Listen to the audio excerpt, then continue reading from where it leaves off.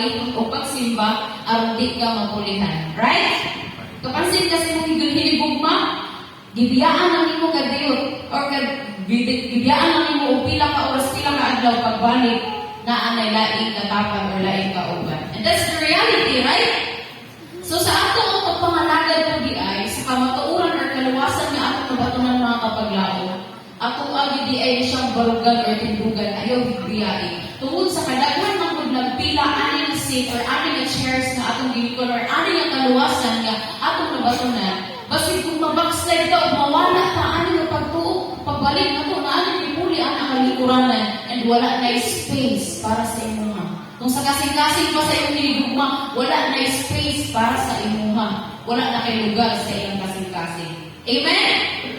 So, dali na lang ito po ito. Sa pagsugod mga kapaglaong, atang ida po ang atong ulo. Let us pray. We praise you, Lord, for this opportunity to worship you once again this Holy Sabbath day. Lord, among ipaubos na among kaugalingon, tungod kay dili kami tapos nga na sa mga tubangan, we would like to ask forgiveness, aron ang pagtuunan mo sa iyong pulong, imong kahimutan nga sa iyong trono sa gingharian. We are nothing without you, Lord. Ang mga pagtuon, ang mga pulong ang mga pagkakatunan, amo ang ipangayo kanimo, abulihang ang kasing-kasing og muna to understand your lessons well. Help us to be obedient and thoughtful and to love one another because we all thy children. Isalig na mo kanimo ang tanan, in Jesus' name we pray. Amen. Well, ang atong kailan sa ato ang wali mga kapaglaong is sakto nga pagpili. Well, kung iskutan na ito ng sakto nga pagpili, kasagaran yun, anak, makarelate, kining mga batanon kay maka-ingon man dayon sila nga, di man ko ganahan anak, kay wag man ko pilian. Or when we're going to talk about sa pagpili or choosing wisely, okay, ingon mo sila nga, bisan para og pipili ko, wag man po gihapon ko pilian. But sa pagpili na ko, sakto mga kapaglaon, ato kong balon kung isa man ang tinuod na ko nga enemy or kaaway. Pala ato mga mabalaan mga kapaglaon, even kahit si Rosalie, na siya matubag niya o matubag niya sa tinuod na kaaway sa isa katao. Familiar man mo anak, kay bilig man tayo sugita ng mga karate or action movies, no?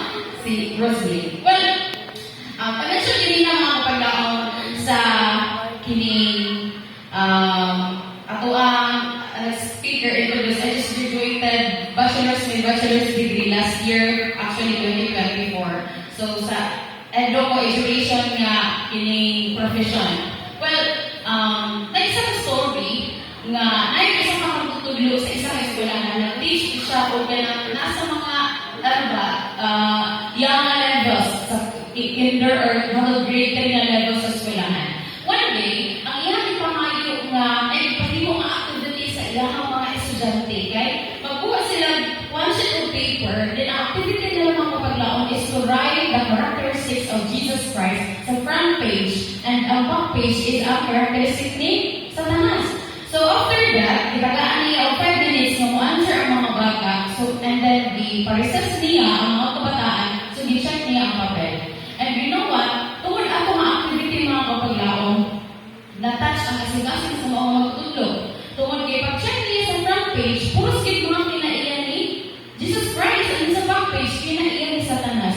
Pero sa last ng papel na iyang na-checkan mga kapaglaon na tingala siya, na ang front page, puro characteristics ni Jesus Christ, but na ang may continuation sa back page na supposedly kinaiyan na ito ni Satanas. So nakaiyan siya, grabe ba, kadaghan bagtubag ay bataan.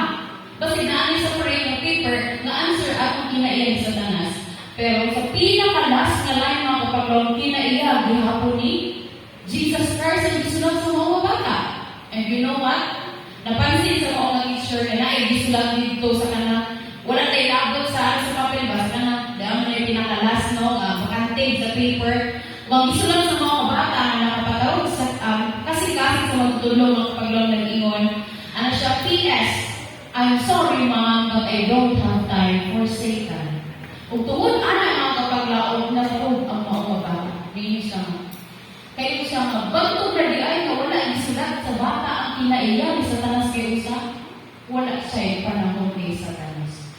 Siya nga, how come na nakuha sa maong mindset sa bata, sa iyang kayang, sa iyang mind, nga, ni-answer siya, ani, or nakatulog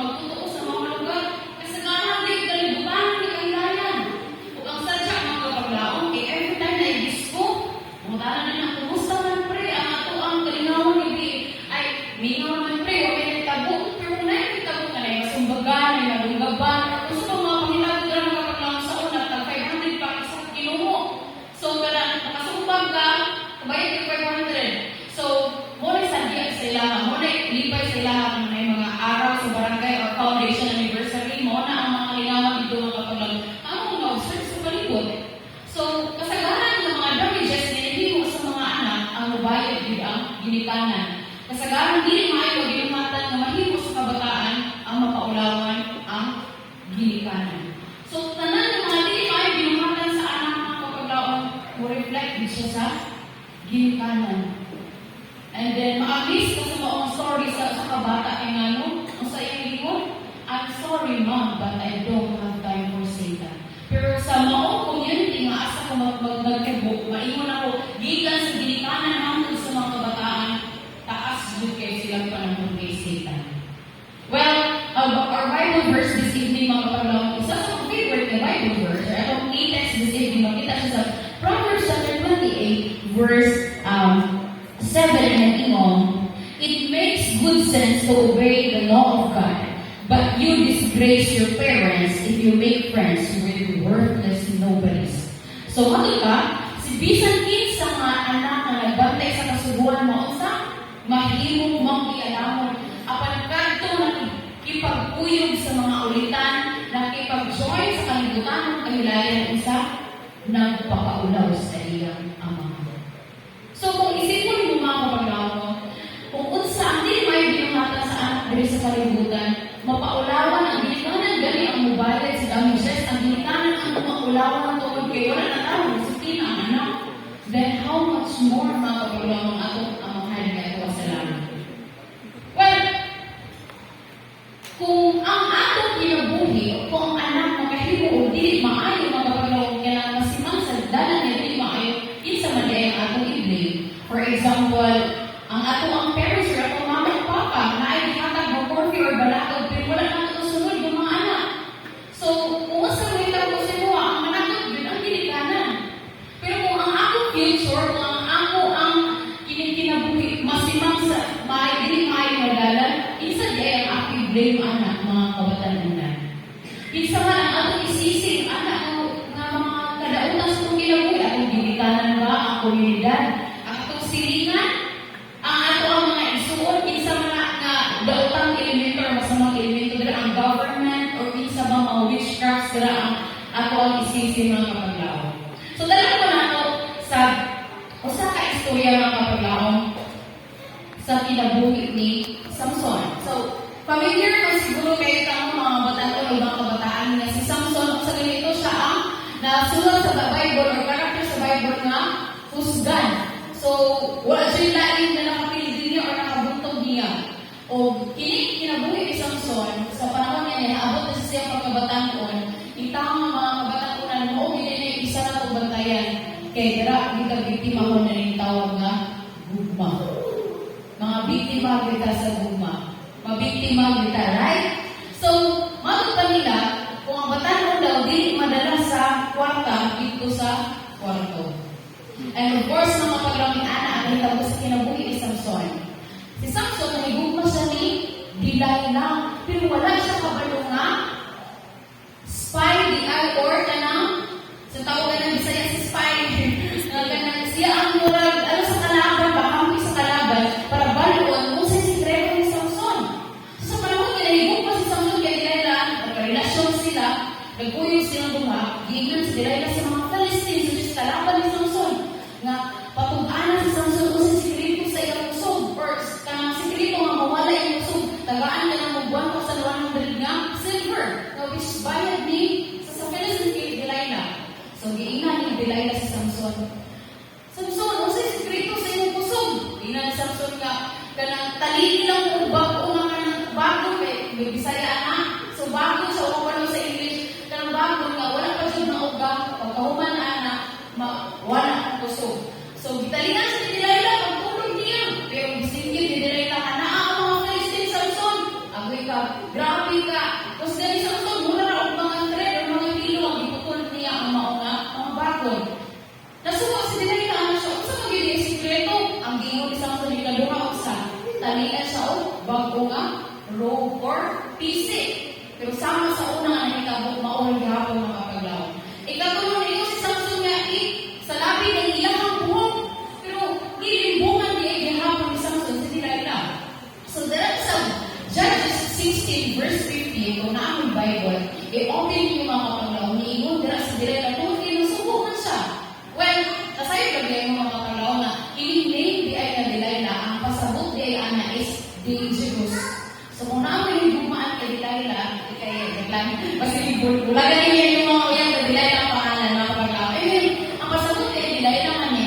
dangerous mga kapaglaw. So si Delilah, ipangutanan niya, ni anak sa kay Samson sa Judges 16 verse 15, mabot ka niya siya. Samson, how can you say I love you when you don't even trust me? Paunsa ka makaibong nag-iibog mo kung imo ko pero wala ka pagsalig ka na ako. Alam mga batan mo, dili dita basta-basta mo ingon I love you sa chat mo, pero pa makaila ang tao. Dili dita dali-dali na yung salig sa tao nga ka na, yung tawag na, wala pa kay, dili dita makaibong nag-iibog man na ako na huli ang tao kung wala kayo pagsalig niya. So, ang mabuhay na ito nga, lesson sa mga Bible verse na pasagot nga, trust comes first before love. Dapat nga, isaligan sa nato ang tao daan, isa ka makaingon na love na nato siya. Muna kung ay hindi ko I love you, tara, ay dito na, ate ka rin na, no? Kaya dagat, kaya rin lang siya kinabuo. Isip pagbulag ng galing ang bunot o bagol nga hasang dikita, kamu baba sa messenger ang nagka-istorya. Right? Sakto mga kapaglaong, mauto. Tungkol sa mauto mga pulong ni Delilah, nitog-an si Samson. Kung sa iyo ni Samson, ang gustugan, sekreto mo wala ang akong gustugan, punto ni mo ang akong taas sa bubo. And yes, hindi mo na ni Delilah mga kapaglaong gitawag niya ang mga Philistines o sa kalit na himo isang binakpan o nabihag siya sa mga kalaban. Huwag ka makasusubo, no? Pero pangutanan mo ito mga kapaglaong, kung ibutang nato nga anak ninyo si Samson, ibutang nato nga kita to si Samson. The question is, kinsa man ang ipatay sa iyang kaugalingon? Kinsa man ang ipatay sa akong anak? O kinsa man ang ipatay ni Samson? Bisan pa daw kung sinakabutang mga kapaglaw, 10,000 na mga Philistine na soldiers, dili nila kaya nga i-defeat or pinilihon si Samson. Doon kay ano? Ang iyang strength divine, as long as wala yung mga pildi kay sa Ginoo, wala yung mga pildi kay Samson. So, grabe siya kapos din mga kapaglaw. Well, si Samson, gi-raised siya para din sa mga Philistines mga kapaglaw. And you know what? Nag-iyon dara. Gipatay ni Samson ang lion with his bare hands. Pinaanggi lang sa iyang mga kamot. Gilift niya itong gate sa panahon niya, nadakpan na siya. Iyang gialsa ang katong gamaan sa mga syudad mga kapaglaw. Sa iyang kamot lang o shoulders lang iyang mga kapaglaw. Sa dara, ni-walk siya over 46 miles. I don't know ilan na siya kilometers, so i-convert na to. And gipatay niya ang 300 ka mga Philistine soldiers with a jawbone. So kung maisip na to, grabe no? Kamusga ni Samson, kinsa rin nidaot niya? I-blame ba na ko si Delilah? Well, kung ako ang mabanan sa record ng kapaglaw, di basta-basta si Samson. Magkayong tagwa, kita katunga siya, or even ka 1/4 sa iya kamusgan. Pero kinsa man ang patay ni Samson? The answer is, Samson healed himself. So, mga kapaglaon, kung iyong anak nahiwit ang dalan niya sa pagpangalagad, nahiwit ang iyang dalan sa kinabuhi, kinsa man i-blame? Ang mama ba? Papa ba? Ang iyang nauyag ba? O iyang nairing-iring ba dahil kasar-sar o kasar-sar? Yes, mga kapaglaon. Tungkol nga, no? Ang tubag, a man is his greatest enemy. Kita di ay ang dako nato ang kaaway mga bata niyo, mga kapaglaon. Kabalo na siguro kita sa Satanas kaaway nato pero sa kita ang mas naidakong gahong sa atong mga desisyon o sa ato ang mga pagpili sa kinabuhi. Bisan pag-unsa ka, maayos ang diligan, bisan pag-unsaan ang nila kadautan, as long as dili nila yung sila sundon, unsa? Wala dautan, may kapag mo kapaglaon. Matos ba? What an enemy cannot do to a man, kaya niya ka-limon sa iyong kaugalingon. Mismo si Samson nagdala sa iyong kaugalingon o sa iyong sa sabatan ni Delilah. Mga kapaglaang wala na kabalong ang pinipili din nato ng mga uyag, garon, o mga karelasyon. Mao di ay mudaot nato. Kita mismo nidala sa ito ang sa kanang sitwasyon. Kung buhay mo palayo nato sa Ginoo nga ato ang gialagahan ng garon. Kung unsa, gigamit ni Samson ang iyang own mouth to tell his secret sa iyang kinabuhi. So, ay, kung naatay mga hardon sa itong life, kung saan man ang mga sikreto na sa itong life, hindi na basta-basta i-imon or i-share, not only sa tao personally, but of course, maging sa social media. Okay, the more that we are aiming or we achieving our goals for our success sa kinabuhi, the more na ang tao makabalo ang makita na i-grab na nila ba? Baba, kaya ano, dili gusto ang tao dito na? Successful! Wala nga kapag kung gusto na siya mo-share ako, ano sa yung life, kung di mo ko galing mo, kung na makatamang ba siya sa kuha or basig siya ako, bira na ako pababa. So, ang ato ang mouth kung makapaglampod na kung nato pag-tell or pag-share sa atong own secrets. And of course, remember, nobody can ruin your life except you do with your own hands. Bisan pa di ay mga paglamog kung sa kada di maayo ang plano ni Satanas sa iyong kinabuhi. At as long as naakay maayo ang plano sa iyong kinabuhi, wala yun mga pinti o wag yung makadala ng mga paglamog. Although, sa ato ang kinabuhi, ang sarap, although you can blame it on God, parents, government, or even kanang kinsa man mga silingan pero sa giingon, ikaw ang design or architect sa imong life. O ikaw ang disenyo sa imong kinabuhi.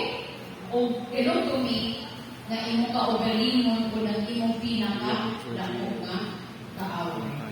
And of course, mga paglamat kadra, no Satan or witch has the power to destroy you no matter how much they hate you. You're the only one who can kill yourself by your actions. Imagine na, kung making-away ang iyong silingan, kung iyong bayan natin may tabok o gubot, no. So, iyong ang best good na decision na dili mo tubay niya, kung hindi magkakahimo na malipayon sa iyong pagpamuyo. When the enemy strike in vain to kill you, they lie in wait and allow you to kill yourself by your action. So, kita ang dako kayo o power sa atong mga decisions, mga kapatid. The-test po ani sa ako ang pagkabatanon. You know what? Challenging ka ayaw nga. We are trying mo. Serve sa Ginoo. Wala nang ginawa sa kalibutan. Ang pinaka-number 1 challenge sabi na sa mga batanon is pag-focus sa career o sa imong handle sa life o ang pag-serve sa Ginoo. I-test ko na mga pagkamaon. Before, walang college, invite ko ang work sa Go Channel dito sa General Santos City. Na mag-volunteer. Pero ako giisip ko nga, usaw na ako na magbiyahe pang bigan sa Sarangani pag-inom sa city o 2 hours. Dili pa kayo na traffic na kapag-laon ha. So, layo din siya. And then, nakainom ko nga, pag-lisod, mabualay ko naman ng pamasahe, financially, mag-struggle ko. And then, kung stay ko sa balay, makafocus na mo sa pag-eskwela. Isa ka challenge sa mga batanon. Pag nasanay mo ang achievers sa school, since elementary, high school, into college, mahadlog ta, wala, busigbo ko yung mahatag ng honors ko ang ginikanan, o ko yung mahatag ng achievement sa core parents, o ko na ang ako gikahadlogan na kapaglaro. Tapos nakaisip ko, stay lang ba ko dirian sa ako ang comfort zone, padayon naman ako eskwela. Grabe yun na ang desisyon ng kapaglaro, kaya mahulog ng kod na time management, mukod dyan na imo, ministry o gawin mo pag-eskwela. And you know what? I remember this quotation in one. Sometimes the devil gives you good things so you avoid best things in life. Kung offer ang lawa, darahan ka, stay mo sa comfort zone, malisod ka dito. Di pa kayo maayo, alam mo, tuba ko kami, di pa kayo maayo ng istorya, di pa kayo maayo ng broadcast na sa radyo. Pag-usa na lang ka, financially malisod ka. Pero isa, mo na i-offer sa yawa kay ngano na ay best things na gihatag ang Ginoo. O gusto na sa yawa, hindi ko na ma-achieve sa imong life kung saan ang best things, mga kapag-aon. And of course, mga kapag-aon, sometimes, when it comes to serving God, makaingon ka, di ko wala ko dito sa amin, ikaw wala ba ang mga pagkawin na, kung di man kita guwapa na naawon, di man di ko maayo yung broadcast dito sa radio, kaya sa General Santos, mga sa Southern Mindanao Mission, mga kapag-aon, natay ka ng radio stations for AWR na nag-operate dati o 13, I don't know ilan nakalong 13 operating radio stations every cities ginagawa Region 12. So kung mag-broadcast ka sa web channel, magawas ginasatanan sa sakyanan, sa tanan ng mga radio stations na under sa AWR or panitiya sa AWR or sa radios na to. Sa una, ang ka na nila home radio, pero i-register naman nila na pare sa General Conference, muli tawag na siya Adventist World Radio. Pero kung sige mga kapag-aon, wala na yung gitawag ang mga qualified na itong willing lang. O sila na ang qualified sa atong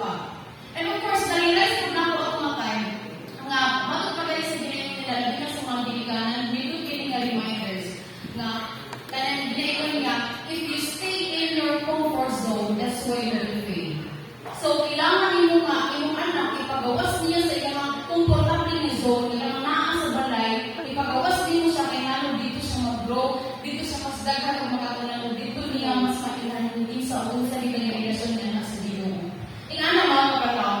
And of course, so join ko sa channel mo, dito ko na-start o pinitawag na volunteer mga kapatid. So, both channel sa Mindanao, ang mga programs, well, ako ba yung pictures, din naman nasa Cebu. So, pero sa panahon di ay naanak sa kung parang mga-decide na ba, tabangan na sa Ginoo sa pagpili. Dili ko kaya basta-basta mga kapatid, ano, kanang i-challenge ka, kung padayon ko, kung baka ka nang mahuwanan ka sa stage sa life, na nakapili na ka, pero ang challenge is, mupadayon ba ka or dili. Kaya lisod kayo i-manage, kaya hindi mo mga kapatid na hindi mo lang full-time volunteer, part-time na ako pag-eskwela, but it doesn't mean nga, isagdaan mo ako pag-eskwela ng pagkailangan na ako. So, naligamot yapon ko nga, makuha na ako reform sa school, and of course, master-service man ako ang Ginoo. So, nabot ang may mga pagkailangan na discourage ko, kayo ko, Lord, mo ko yung mga purpose ako ang life. Sakto ba ninyo kung pili nga ako ang gipadayon? Kaya ako, dahil ko kayo struggle, not only time management, but of course, financially. Listen ka, ay, mga pagkailangan. Listen, yung tayo mag-manage, labi na sa mga kayutang. But, I heard this story mga kapaglawan si Kadalian na nato, na naay listener, dagang mo radio station sa naay listener sa radio ba? Niya, namuhi siya ang baboy, so pagpamuhi niya ang baboy mga kapaglawan. Kaya sabak kay iyang baboy, every time ipatugtog niya ang radio, maminaw ang mga alawin ko nato, muhilong ang iyang mga binuhi. So, the moment na muhilong, natingala siya ng tinanong ko rin mga babuyan mga ta, kung i-off na ang radio, musaba na po. So, dito na-designer niya, mga sa istasyon, mga siya o recorded song para i-play niya ang tug magbunta. O ato mga kapaglaon, huwag din na-disturbo ang mga baboy, even ang ilang mga siningan na tinganan. So, dali mo na ito ang story mga kapaglaon, na may gustudihan to, nag-iya sa mga babuyan na ano man siya na adon sa atong mga kaisunan kung dili mo siya ka-adventist ka. So, nagliga yung mga baboy. So, while doing that, dagan kayo mga conversion stories, mga ministries nga, hindi ka ng mga testimonies na mula mo.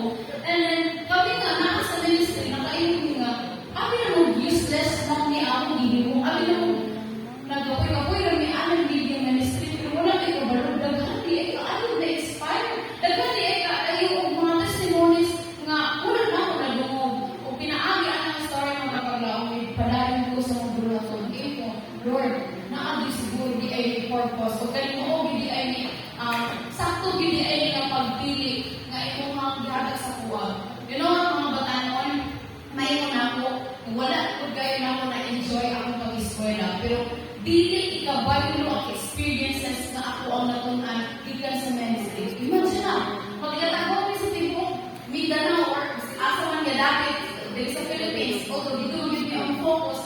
And then, ang experiences ng mga tao nga akong nagumong everyday, dili gabaylo sa mga theory sa libro nga atong basahon sa eskwela. Kung eskwela ka, sige sa nabasa sa mga theory o sa mga patulo sa mga bata nga ni, limtan naman na. Pero ang mga experiences sa mga tao nga sa ato ba matag-adlaw, mga istorya matag-adlaw, mo ay nakatabang na ako mga paglaong para mag-ubukan na sa atong buhay na Diyos, sa atong pagkakasunan. Dili basta-basta mga experience siya, mga paglaong. Kung mauna na nakikita ko mga Lord, kali di ay mag-desisyon dito, di ay mga kapatlaw. And you know what's the best thing? Matupagalibigan, and everyone who does not take up his cross and follow me is not worthy of me. So sa panahon di ay sunod na ito ang ginawang mga kapatlaw. Kailangan din nato sa pas-ano. Kailangan din nato pas-ano o sa batantos. I mean, agiwan ang kalisod sa pagsunod din ang kaniya. So, nakayon ko, pagkalindot di ay ano decision, Lord, may mong gihatag ka na ako. And here's the best thing mga kapaglaok sa na-introduce to me, Brother Galina. When I started doing media ministry, which is one akong social media, I have my TikTok account, which is dira ko nag-start. Ako ang mga program sa whole channel, dito na ako na-upload, so dito siya nag-boom, which is nag-reach siya mga million views and even followers. So, one time, face ka ng hugot kapag daw nasa tuma, na i-message niyo siya nga, kini, Ma'am, dugay na ko mabalik kung simba ang taga, kaya backslide ko. Pero wala akong kabalo sa una akong pabalik sa pagsimba. Pero nakita ko yung video din sa Facebook, nagugot-gugot, raman na, nalito ako, super wala ko pa na ako kasing-kasing, gitanong nga, gusto ko message niyo kayo, mga tanan ko, sa una ko ang kabalik ko sa pagsimba. You know, makapaglaon ka na ang social media, gigamit sa Ginoo to reach those people nga wala sa pangalagan. I-message na ko siya kung asa mo ka malugar, mabisitahan, batika, suligaw mo siya sa dinang, so mabisitahan kayo. It takes 14 hours to travel from Jensen. So, i-message na ko ang pastor o mga kaisyon na nito, bibisitahan siya mga kapaglaon. Praise God, ibalik siya sa pangalagan. Kung dito natubag sa Ginoo ang akong pangalagan, unsa man the best things na offer ni Lord, nga imo kong gipa-avoid ang good things na offer sa yawa. Kung maudi ay itong mga kapaglaw. Maudi ay itong best things na nag-offer nga.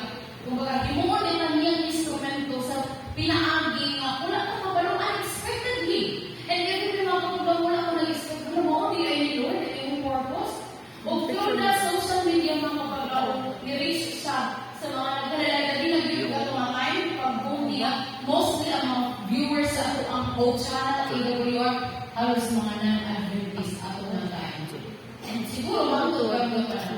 Kung dito natubag sa Ginoo mga kapaglaw, dito ko nakaingon nga ang kiling pagpili hindi ay sa mabuto o sakto nga pagpili. Ang pag-design nato sa mga organiko o sa mga future mga kapaglaw, nakadepende ay sa ato ang sakto nga desisyon o mga pagpili. Well, sa Biblia mga kapaglaw, ang ato pag-anidria, if God has told you to do something, and if you wait for the most convenient time, that most convenient time will never come. You just have to do it mga kapaglaw. Usahay, i-invite ka sa kong friend na, join ka sa ministry. Uy, busy mo sa eskwela ko, busy mo sa negosyo. Pero mga kapaglaw, wala yung convenient time na ihatag sa imuha. Dili na mo abot ang convenient time na ako. Imuha yung pagpilit karon ng join ka sa ministry, musuporta ka sa buhat, buhata din na karon. Wait nga, umana, kasi bakante ko, wala siya yung bakante, gano'n ma. Hanggang abot na lang Ginoo kapaglaw sa ako ng mga bakante. Kailangan na natin ipo-enjoy karon mga kapaglaw. Decide na. And of course, pag iba, sa ako ang Bible, ang mga story, kung ma-remember na ako, move on na ta sa ito ang personal experience ng kapaglaon. Si Goliath, husgan kay siya. Si David, gamay kay siya. Pero wala natin din ni Goliath si David. Pero ang nakadaot kay David? Adultery destroyed his family. Mga kapaglaon, mga ginikanan, mga ninyo, sometimes, basi maisip na ito, mahalang doon na kita nga, faithful lang kayo sa akong asawa, magandaan kayo sa pagpangalagad. Pero kasi ang adultery rin mag-destroy sa inyong pagpili. And of course, isa man ang pagpili. Ako, anak, choice mga kapaglaw. Imagine na, mga Bible characters, dapat kayo ng paglaw. The gentle nations could have heard Moses, but anger killed him. Natutali, patay sa kasuko, pero ang ilang mga pagkababulbulan ng mga paglaw mo ay nakapagpugong nila pag-aga sa yutang. Saan? Wala mga kapaglaw kita. Bisan naman ay ubusan nato ka palangga sa Ginoo, ubusan nato ka ibigay na sa tanan mga kasakit kanang mga hampak di tanan di protektahan na lang. Or bisan naman design na akong ginabuhi nga paano sa ganitong kulianan. Pero kini pagka babulbul nato sa pag-support sa buhat, kini pagka reklamador nato, kasi mo na mga pugong nato pagka sa ganitong kulianan ng kapaglaw. Muna kung tagaan taong part sa simbahan, gawa ka. Bahala din. Huwag kay talang ng studio. Bisa na kay talang pagluto. Tabang sa pagluto mga kapaglaon. Amen? Amen mga kapaglaon. Kaya dapat na kung mga mali na ito ang desisyon na mo yung makapugong na ito sa pag-ando sa nanging kurianan. Matong Padilla, will king sa panahon na kinisihan, Jeroboam mga kapaglaon, iakto ang sa mga propeta sa iyama. Lugar sa iyang ginarian. Ini kariya, nag-akto siya o Diyos na niingon ang maong nga propeta. Laglaban na sa Ginoo ang iyong simba. Sayang kasi mo, giinan niya na ipapatay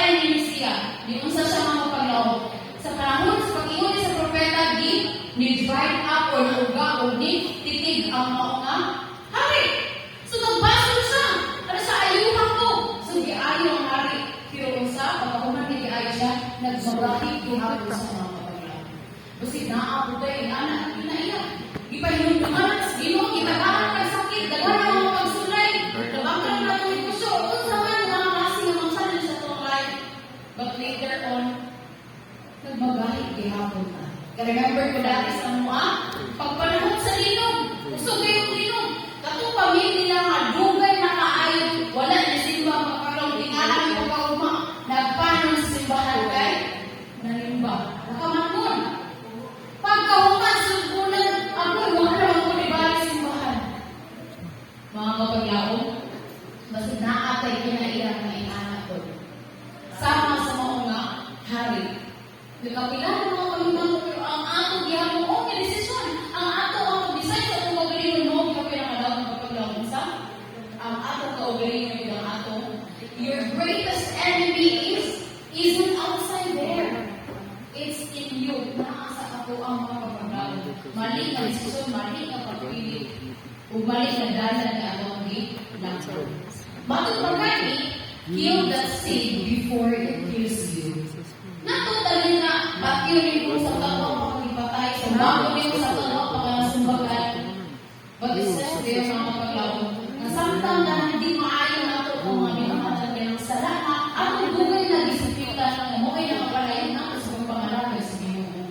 Pagyan na nga, kasi ikaw ang pagyan na na. Kung dami na nga, kasi ikaw ang undang mo na na. Amen? Amen, mga kapaglaon, kay dapat na. Hindi mga pati na pag-batasan na mo ay mga kapubong sa mga kaisunan mo ato sa simbahan. Hindi mga di na ato ay mga kinailang. O sa mga pagkasismusa na ito, o sa mga di na ato ay mga nimuhan.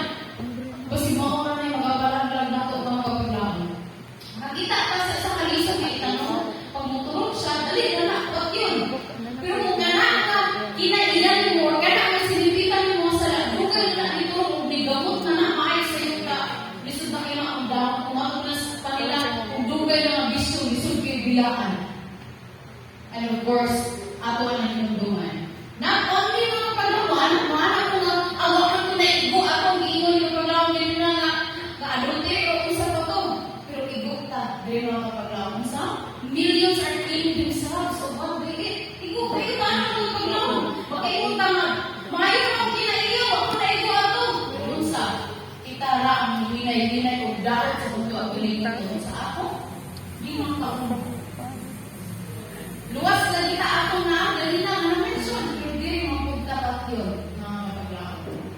Of course, challenging kayo, hindi na ako, probinsana.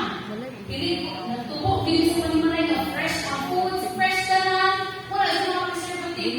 Pag-abot sa sila, di-introduce ang tanang mga unhealthy. But of course, naa sa inyong pagpili mga kapaglawan kung sabi yung mga kaunan ng mga kaayon kanina. And remember, sa mga kabatalunan, millions die of sexually transmitted diseases every year. Mga mali na relasyon, mali yung mga pagpili, o di maayo ang mga binuhat sa mga kabatalunan na nisunod na sa kalibutan o kahilayan. Of course, mga kapaglaon, not only sa mga katanang sa ako ang mga kamilyon, ang sabihin na mga kapaglaon, hundreds of thousands of divorce and break-up happen every year tungkol kay ngano ang tao mismo ang nag-destroy sa iyang own marriages. Daghan kayo mga kapaglaon kayo kung naka-usa. Wala nagigiyahas pagpili o sakto makauman sa kinabuhi. Ang uban, isang toxic na ang relationship. Muhog ang gihapon kayo sila maakuha na dili pagkabati ang relasyon na kipili ko na nato ni. Siguro ma-mention na sa mga minyo, pero kung naapa sa inyong relationship mga kuya mga kapaglaw, ayaw yun na bunitin lang sa relasyon ng mga padaot na ninyo sa inyo kaumaon, especially sa inyong relasyon na sa Ginoo. Kabantay mo anang sipunon ka, nga ka na, sige kag-higos, mga isip pa, uwi na yung sipon. Ingatan mo lang kung mga kapaglaw mo. Anong din man yung isip mo, kung kabalo ka, lamig mo ginawa kung wala siya. So, if you are in the situation right now, if you're in the relationship right now, kabalo ka, toxic na siya, mag-lisod na naginawa, isip man na siya, let go na siya. Kaya kasi, ang iyong relasyon sa Ginoo mo ay madaot ang relasyon Amen? Pagkakala, it's better to break a heart than to break a home. So, ako ang tingnan ng ato mga relasyon kami yun. Not only sa relationship to the opposite sex, but of course, sa atong higala na binibigay sa iglesia ng mga paglaw. And remember, to quit that habit now because your greatest enemy isn't a man or spirit or Satan, but you. Kaya, sa tutulong kayo ng asawa, paano din na sila? Nayawaan, muna, gamay, kami magkakiguang, observe na ako sa mga nanay, tatay, mga mama, papa, magkakiguang, magkabalik, ng ginayas, magkabalik, gamay, magkarinig, usap ka, pati mga ako, madamay, isultato na kayo mga akuan. Well, mga kapaglaong kita, ginaan na ay gabong makumontrol sa ito ang paggalingon. So, sa daw, your greatest enemy, it's not your wife, it's not your daughter, or yung mga siblings, but it's you. So, naglaban na yung mga ulo, i-control na. Ay, gawain yung asawa, hindi na tuwag niya. Amen? Amen. Amen, mga kapaglaong. So, ay ana ang ato ang kinabuhi. And of course, sa atong Bible verse, hindi ba ang anak na nagtuman sa kasubuan, mahimo, isang mangkialamon. Pero isubi ko man, ang kasubuan kingano. Ang una nga i-test, ay piling ato, mga desisyon, mga pagpili, labi na bilang atong mga handol sa kinabuhi, mga kapaglaong. Pero sa mga atong imuon, para mas makahimo ka o makasunod ka sa balaod sa Ginoo. Na isa ka, before mo end, mga kapaglaong, na isa ka barangay, magpatawag sila o pinitawag nga ng contest. So, dako niya yung papremyo ang mga leader. So, tungkol sa dako prize, tanan ng mga membro ni Apil. Pero ang challenge ng kapaglaong, kay magpasan na niya sila o kawayan. Kapuyan, magaling na magbakas na way dala, how much more o dagan na magpasan na ang kawayan. Pero ang handog mo, mapinyo sila o dako, di padagin sila. Wala nakipaglupa sila, nakipagkumpit sila mga kapaglaong. Ang uban, di kapoy. Anas sila, ibili na ako ni kawayan, dali kay murag ko, kita, ibili na ko ni, ang uban ko, dininay nila ugat ang kawayan, hangtod gawa na sila ipipit. And you know, mga kapaglaong, ano nila nagpipit sila sa mga kawayan kaya purpose, before the finishing line, natin hapog ka ay ito pampang, kaya isumpay ko ang kawayan para ilang mahimo, latayan. Ako'y mga kapaglaong, ang tanan ng mga wala nagmakinuang sa iyong pagpapigluba na statue dito, gilid sa pampang. Apang gatong nagmakinuang sa ilang pagpapigluba, hindi basta kalunay, nasumpay din na lang kawayan o nakaabot dito sa finishing line. Well, anak ko mga kapaglaong ang pagkalisod ang pagsunod sa balaod. Kapag kawayan, represent ko sa balaod na ato ang ginasunod, di madala. Usahay, hinahinayan ang iba ng balaod o hinahinayan ang puto ng kawayan, para tadilan sa taong simba karon, ito yung kabalo at ako ni simba, na mangawat mo sa karon, daghan kita iban sa kawayan ng kapaglaong, di ba kabalo? Kung ang requirements para makatabot kita atong tulay, atong habong kapampang. Nagkailangan ko na ang atong magpapagluba ay nilibutan na daghan kayo mga temptations.